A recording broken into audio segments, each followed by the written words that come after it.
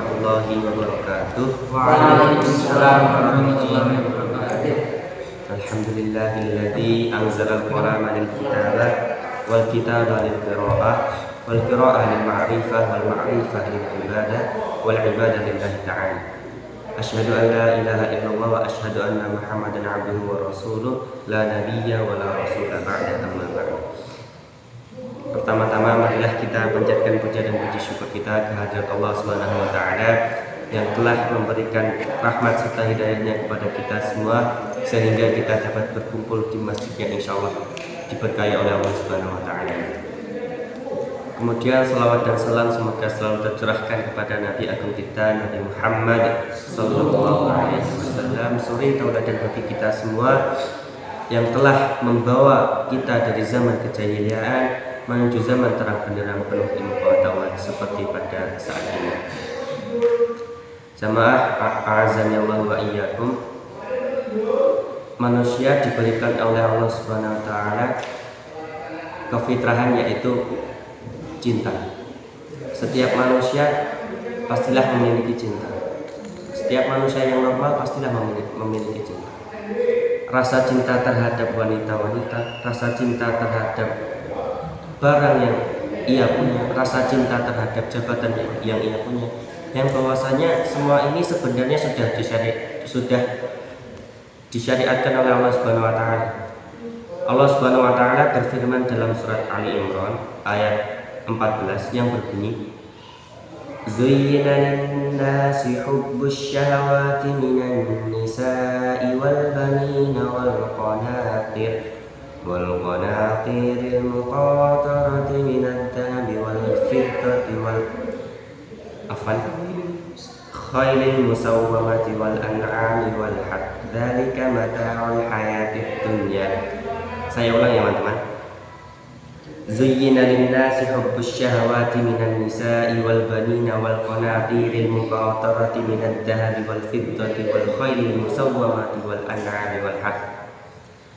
Yang artinya bahwasanya dihiarkan kepada manusia itu kecintaan kepada apa-apa yang ia ingini, yaitu wanita-wanita, anak-anak, harta yang banyak dari jenis emas, perak, kuda pilihan, binatang-binatang ternak dan sawah ladang. Quran surat Ali Imran ayat 14.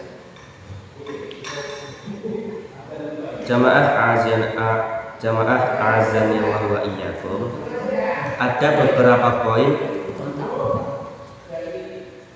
yang harus dilakukan agar cinta kita terhadap sesuatu itu tidak menjadi bumerang bagi kita atau tidak menjadi malapetaka bagi kita.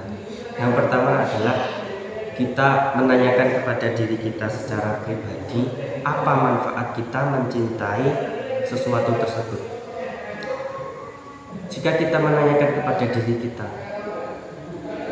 kita pikir nalar secara logika, apakah kita lebih mengedepankan akal kita atau nafsu kita. Kemudian yang kedua adalah selalu menautkan kecintaan kita dengan ridha Allah Subhanahu wa taala.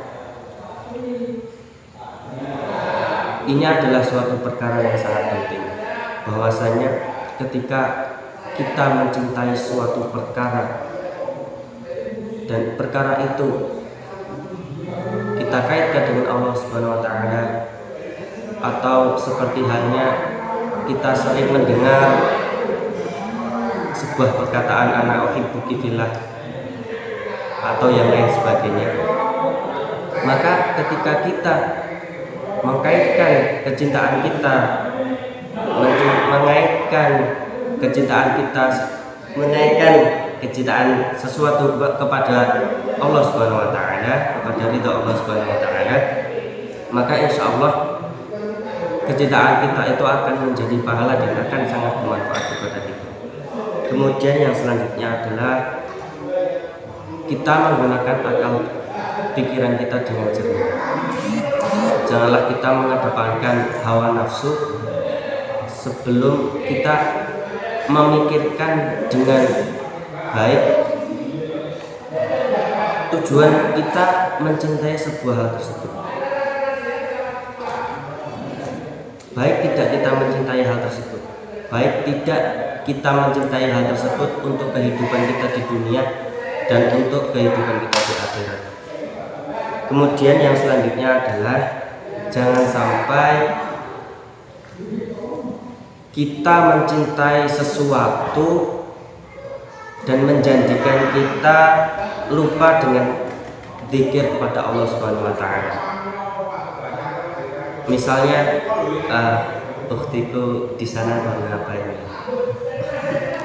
Ukhtiku di sana udah makan belum?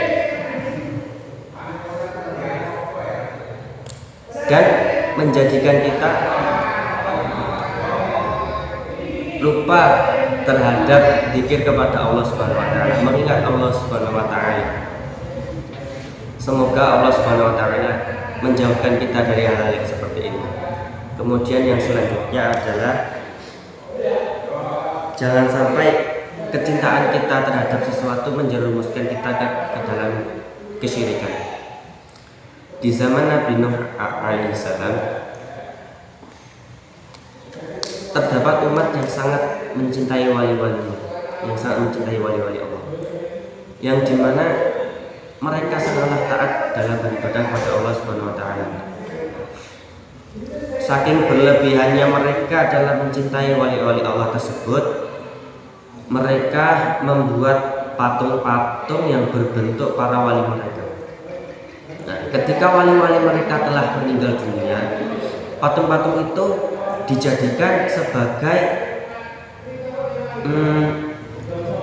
penyemangat agar selalu beribadah kepada Allah Subhanahu wa taala. Akan tetapi lambat laun demi laun semakin lama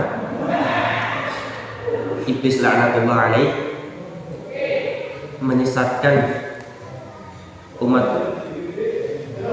yang sebelumnya membuat patung wali-wali Allah tersebut dan menjadikan patung-patung tersebut malah dijadikan bahan sesembahan mereka. Kemudian mereka berpaling dari Allah Subhanahu wa taala.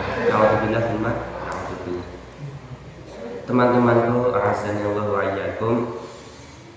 Semoga kita diberikan kefitrahan dalam mencintai suatu hal oleh Allah Subhanahu wa taala, menjadikan kita dapat bermuhasabah apa cinta-cinta yang harus sebenarnya kita cintai dan apa cinta-cinta yang harus sebenarnya kita tinggalkan. Kurang dan lebihnya saya mohon maaf. Jika ada lebihnya itu datang dari Allah Subhanahu wa taala, dan jika ada kurangnya itu datangnya dari diri saya pribadi. Billahi hidayah wa taufik. Wassalamualaikum warahmatullahi wabarakatuh. Waalaikumsalam warahmatullahi wabarakatuh.